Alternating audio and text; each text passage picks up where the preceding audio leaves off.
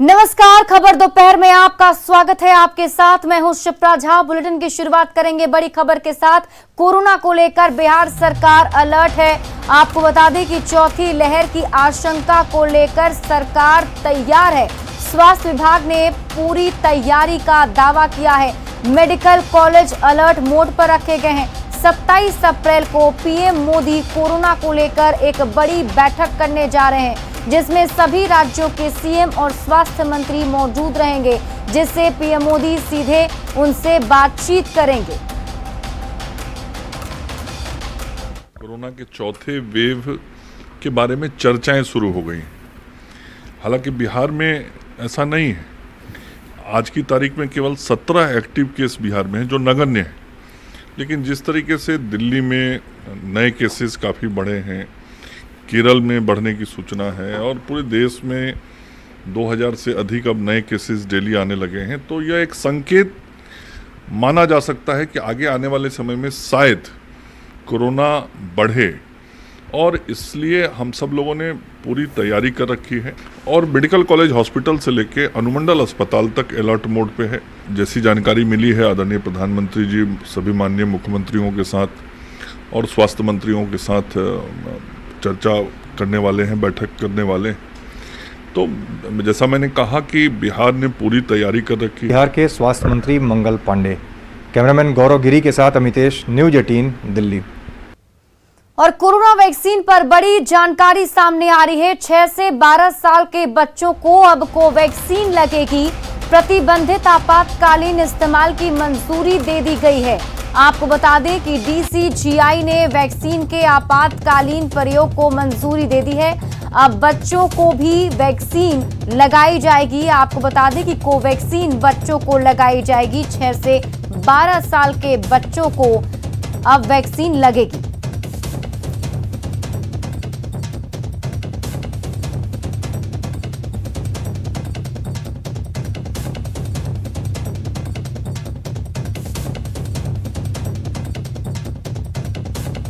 और जहानाबाद से बड़ी खबर आपको बता दें, गोली मारकर बड़े व्यवसायी की हत्या की गई है। श्रीराम होटल के मालिक अभिराम शर्मा की हत्या कर दी है। बताया जा रहा है कि बाइक सवार 2 अपराधियों ने होटल में घुसकर गोलीबारी की और इस गोलीबारी में बड़े व्यवसायी की हत्या की गई है। नगर थाना के कनौदी गांव के पास की वारदात बताई जा रही है।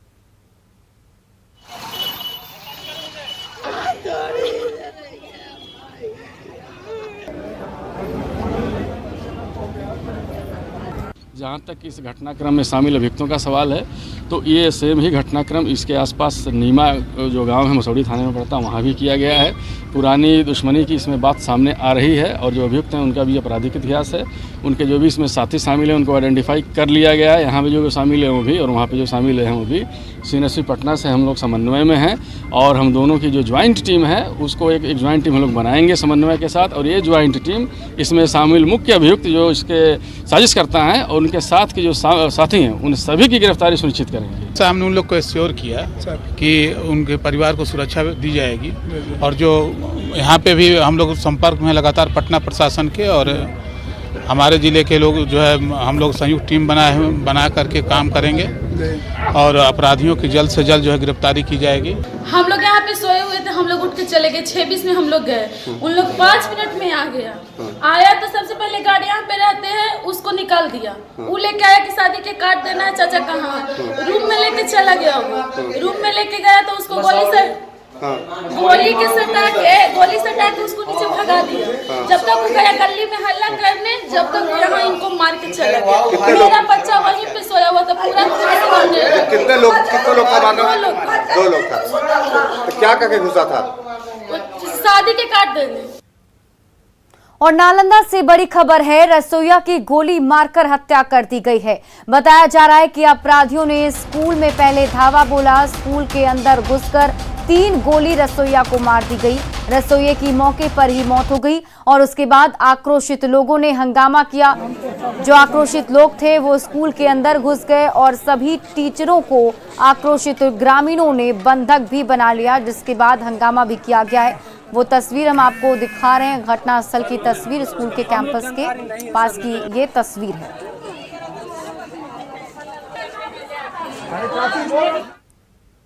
पूर्णिया की महादलित महिलाएं अब शाम की पाठशाला से शिक्षित होकर दूसरी महिलाओं को भी शिक्षित कर रही हैं। शिक्षित होकर ये महिलाएं अपने बच्चों को भी उच्च शिक्षा देना चाहती हैं।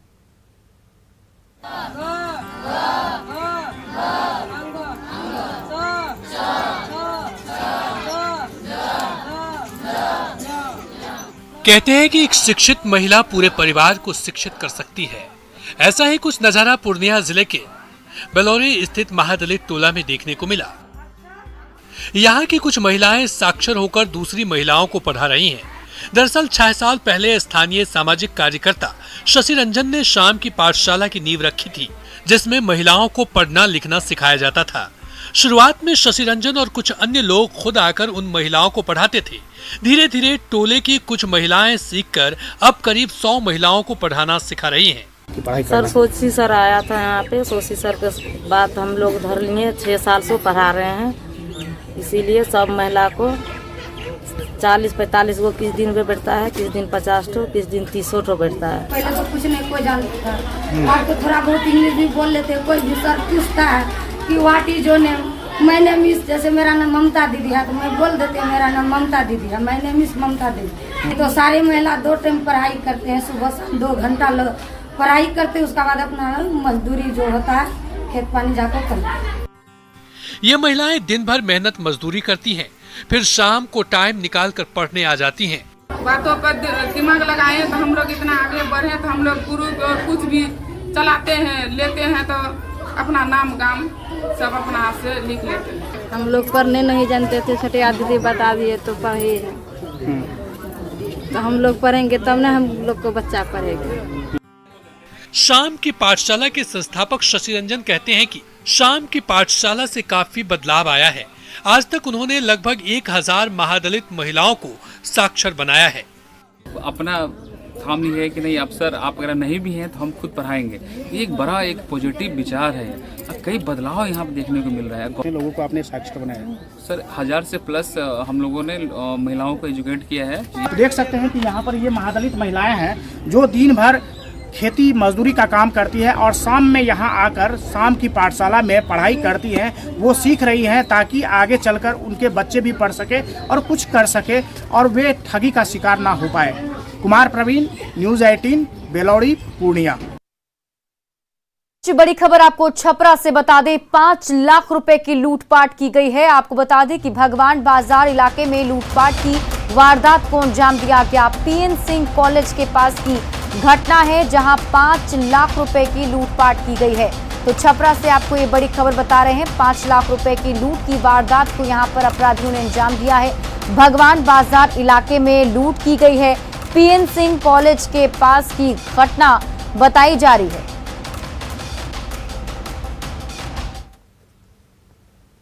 मुंगेर में देसी चिकित्सा बदहाल स्थिति में है। अस्पताल पिछले 5 महीने से बिना दवा के ही चल रहा है, लिहाजा मरीजों ने अस्पताल आना ही बंद कर दिया। देसी चिकित्सालय का जायजा लिया न्यूज़ 18 संवाददाता अरुण शर्मा ने। जिला में एलोपैथ के लिए तो सदर अस्पताल मौजूद है, लेकिन जिला में देसी चिकित्सालय भी मौजूद है। ये वही हॉस्पिटल है जहाँ पे यूनानी, होम्योपैथ तथा आयुर्वेदिक के डॉक्टर बैठते हैं। इस वक्त मैं मौजूद हूँ जिला संयुक्त औषधालय देसी चिकित्सालय में। यहाँ की जो स्थिति है, स्थिति के विषय में ये कहा जा सकता है कि एक भी दवा मौजूद नहीं है। यहाँ पे अभी 2 डॉक्टर हैं जो एक आयुर्वेदिक के तथा एक यूनानी के हैं, लेकिन उनके पास दवा नहीं है। यहाँ पे जो है 4th ग्रेड स्टाफ नहीं है, उनकी कमी है। भवन की स्थिति आप खुद ब खुद देख सकते हैं कि भवन की क्या स्थिति है। भवन की स्थिति भी काफ़ी खस्ता हालत है। यहाँ पे व्यवस्था के नाम पे कुछ भी नहीं है, लेकिन यहाँ के डॉक्टरों की जो पेमेंट है वो भी काफ़ी अच्छी खासी, जो एक एलोपैथ डॉक्टर की पेमेंट होती है उन पेमेंट के समतुल्य यहाँ के डॉक्टरों को पेमेंट भी मिलता है। लेकिन जो है उनके पास ना दवा है, वो सिर्फ जो भी पेशेंट यहाँ पे आते हैं मुक्ता उनको दवा लिख देते हैं और ये दवा बाहर में काफ़ी मूल्य में आता है। तो ऐसे में इन अस्पतालों का क्या औचित्य है। आप देख सकते हैं कि यहाँ पे कई ऐसे दवा भी है जो अब एक्सपायर कर चुके हैं, लेकिन इनको अभी तक डिस्ट्रॉयड नहीं किया गया। जून का महीने हो सकते मतलब है लगभग जून ही के महीने में सर। तो अस्पताल में क्या दवा अवेलेबल है आपके? अब कब से दवा है? देखिए दवा जो है इसका अलॉटमेंट साल में एक मरतबा आता है, तो अब जो है एक मरतबा आता है वो भी उसका मात्रा जो है पर्याप्त नहीं रहता है। 2 लाख 1.5 लाख के लगभग में एक पैथी को मिलता नहीं। दवा नहीं है, थोड़ा सा सरवाइना गोली है, अश्वगंधा चूर्ण है, बाकी कुछ नहीं। कितने दिनों से हालत है? 3-4 महीनों से दवाई वगैरह नहीं है।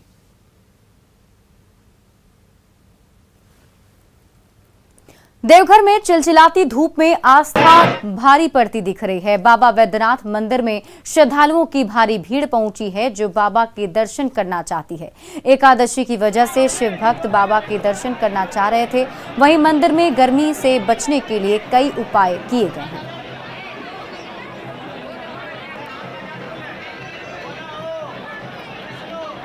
आज वैशाख माह का एकादशी तिथि है और भक्तगण वैशाख महीने का विशेष महत्व रहने के कारण सब अपना पूजा पाठ मुंडन जनेऊ यज्ञोपवीत सब कराने विवाह शादी कराता है।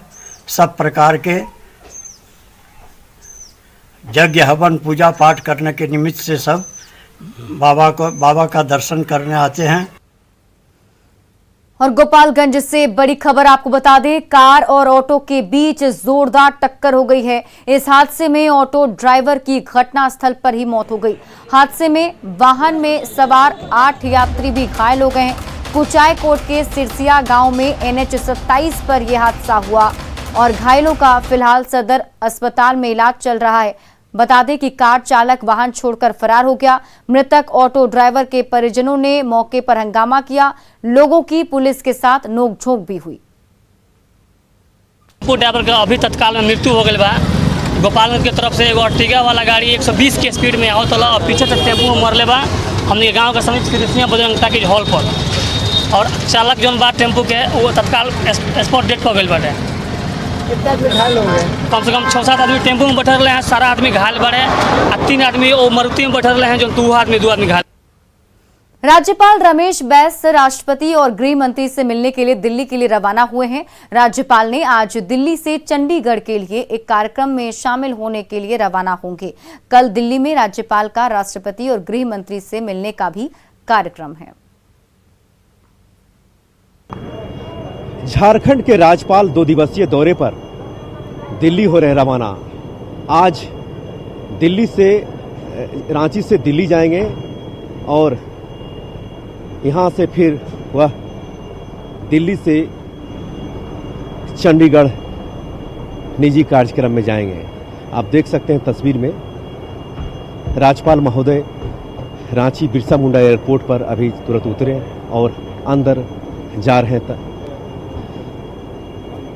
एयरपोर्ट के अंदर प्रवेश कर रहे हैं। राज्यपाल महोदय 2 दिवसीय दौरे पर वह यहां से रवाना हो रहे हैं और कल राष्ट्रपति रामनाथ कोविंद और गृह मंत्री अमित शाह के साथ कल इनकी बैठक होगी।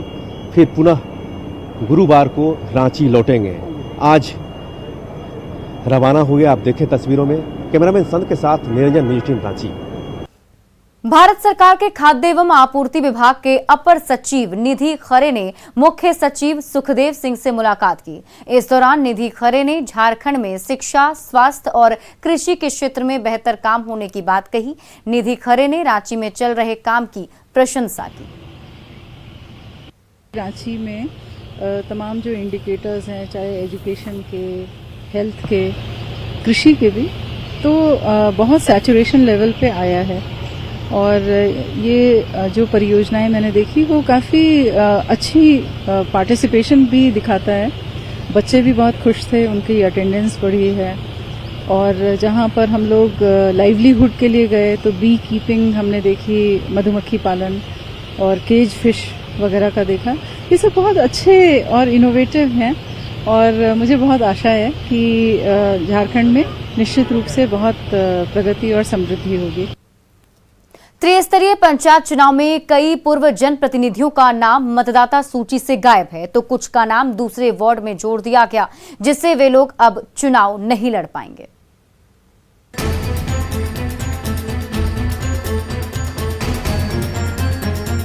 झारखंड में पंचायत चुनाव को लेकर व्यापक तैयारियां चल रही है, तो वहीं पंचायत चुनाव से पहले पूर्व मुखिया, पूर्व उप मुखिया सहित कई लोगों का नाम मतदाता सूची से गायब है, जिसके कारण कई लोग चुनाव लड़ने से वंचित हो गए हैं। कुछ लोगों का कहना है कि हमने अपने क्षेत्र में अच्छा काम किया है, फिर भी वोटर लिस्ट में एक षड्यंत्र के तहत नाम हटाया गया है, इसलिए उन्होंने चुनाव स्थगित करने की मांग की है। पिछले जितने भी चुनाव हुआ है उसमें हम वार्ड नंबर 9 294 बूथ से वोट मारा करते थे। इस बार हम पंचायत चुनाव लड़ने का पूरा तैयारी कर चुके थे और खड़ा होने के लिए मैंने सारा प्रतिक्रिया पूरा कर चुका था। जब मैं वोटर लिस्ट चेक किया तो उसमें मेरा नाम 9 नंबर से हटा के 13 नंबर वार्ड कर दिया। पंचायत चुनाव का फॉर्म खरीदा, उस जब वोटर लिस्ट निकाला गया तो मेरा नाम उस पंचायत में उस वार्ड में है ही नहीं, जबकि जिस पंचायत का जिस वार्ड में मैं बिलोंग करता हूं उसमें मेरा पूरा फैमिली का मेंबर का नाम है। कुछ जनप्रतिनिधियों ने मामले की शिकायत राज्य निर्वाचन आयोग से भी की है, अब उन्हें इंसाफ का इंतजार है। तो मेरे मौलिक अधिकारों का हनन किया जा रहा है और मुझे पंचायत चुनाव लड़ने से रोकने का प्रयास किया जा रहा है। इसमें कुछ प्रखंड के भी लोग शामिल हैं और कुछ यहाँ पर जो पहले भी प्रखंड में दलालों का जो आना जाना लगा रहता है, कुछ उन लोगों का भी मिली भगत है। निर्वाचन आयोग में जाएंगे, बीडीओ के पास जाएंगे, डीसी के पास जाएंगे और आग्रह करेंगे कि इस चुनाव में इस प्रकार का प्रक्रिया ना हो और इसका पूर्ण विरोध भी होगा और इसका हम लोग पूर्ण विरोध भी करते हैं। न्यूज 18 की टीम ने कई पंचायत के प्रतिनिधियों से बात किया तो उनका नाम वोटर लिस्ट में है ही नहीं। अब वह चुनाव लड़े तो लड़े कैसे, चूंकि वोटर लिस्ट में नाम नहीं होने से वह चुनाव से वंचित किया जा सकता है। इलेक्शन कमीशन से लेकर डीसी ऑफिस में वह लगातार इस बात को लेकर आवेदन दे भी रहे हैं। कैमरामैन संत के साथ निरंजन सिंह, न्यूज 18 रांची। कटिहार के बलरामपुर में सुधानी नदी के आसपास मिट्टी माफिया का खेल बेरोक टोक जारी है। शरीफ नगर पंचायत के चिल्हापारा में मिट्टी माफिया सरकारी जमीन से मिट्टी की कटाई कर रहे हैं और इसे ले जाकर बंगाल में बेच रहे हैं। इन मिट्टी माफिया को रोकने वाला कोई नहीं है। स्थानीय प्रशासन स्थानीय लोगों की गुहार सुनने के लिए तैयार नहीं। लोगों की मांग पर उप मुख्यमंत्री इसे गंभीर विषय बताते हुए प्रशासन को तत्काल कार्रवाई के निर्देश दिए हैं। जो अवैध रूप से मिट्टी का खनन हो रहा है माफिया द्वारा जी, ये पे नदी का किनारा भी है। हाँ, नदी का किनारा है, देखते हैं, आप देख रहे हैं ये नदी का किनारा दोनों बगल, और जबकि प्रशासन इस पर साधी चुपे हुए हैं और बंगाल बेचा जा रहा है। और ये जो मिट्टी है, हाँ, ईंट भट्टों में और बंगाल भूमि माफिया के द्वारा बेचा जा रहा है। जो आप आरोप लगा रहे हैं वास्तव में ये गंभीर है और बांध के किनारे या तटबंध के किनारे मिट्टी की कटाई करने से फिर वो जल का जमाव और तटबंध भी कमजोर होगा। इस संबंध में मैं जिला पदाधिकारी कटिहार को अभी निर्देशित करूंगा कि इस तरह का कोई भी मामला आने पर कड़ी कार्रवाई करे। और फिलहाल इस बुलेटिन में अभी के लिए बस इतना ही, लेकिन न्यूज 18 बिहार झारखंड पर खबरों का सिलसिला लगातार जारी है।